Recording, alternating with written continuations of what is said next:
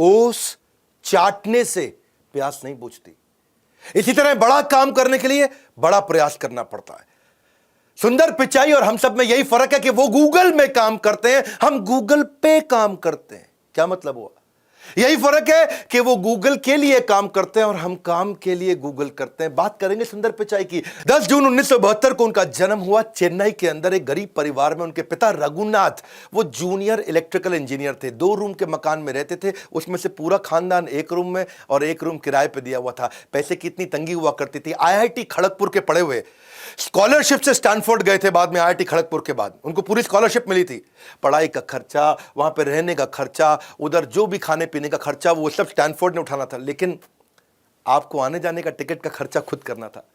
साथ में परिवार का आदमी ज्यादातर सुंदर पिचाई चाहते थे कि उनकी मां साथ में जाए, पर पिता की सैलरी थी 2000 रुपए महीना। पूरे साल की सैलरी जाके उन्होंने कंपनी में खूब रिक्वेस्ट करके एडवांस ली, तब जाके केवल एक सुंदर पिचाई की टिकट आई। मां नहीं साथ में जा पाई।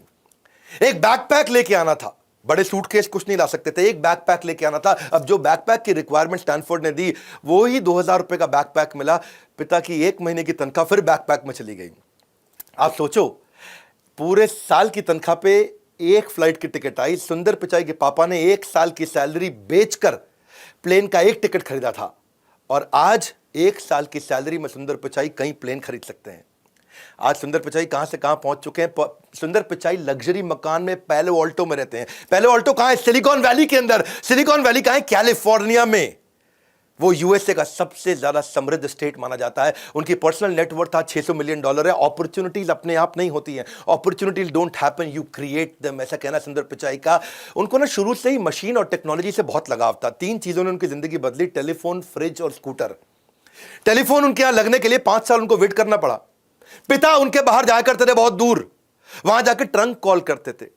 आधा घंटा जाते थे, आधा घंटा ट्रंक कॉल का वेट करते थे, फिर आधा घंटा वापस आते। 1.5 घंटा लग जाता था। घर में फोन लगा, बड़े हैरान हो गए।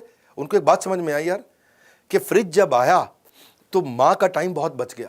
मां पहले फल सब्जी लेके आती थी, फिर नाश्ता बनाती थी। मां फिर फल सब्जी लेके आती थी, किचन साफ करके फिर खाना बनाती थी। मां फल सब्जी लेकर के आती थी, किचन साफ करती थी, रात का खाना बनाती थी, पूरा दिन निकल जाता था। जब फ्रिज आया तो मां बच्चों को टाइम दे पाई। जब घर में स्कूटर आया तो पिता बच्चों को टाइम दे पाए। तो उनको एक बात समझ में आ गई कि भैया मशीन से ना टाइम बच जाता है, टेक्नोलॉजी से टाइम बचता है। एक बार उन्होंने घर की लैंडलाइन भी खोल दी। इतना फैसिनेट हो गए टेक्नोलॉजी से कि लैंडलाइन खोल दी। बाद में बंद नहीं कर पाए लैंडलाइन को। पिता से बहुत कुटाई भी हुई उनकी, लेकिन पिता को उस दिन समझ में आ गया ये बच्चा अनयूजुअल है, कुछ अच्छा करेगा। तो उनको जब समझ में आया टेक्नोलॉजी सेव टाइम, तो उन्होंने कहा कि we make products at Google which will save time. ये उनकी चाइल्डहुड लर्निंग थी।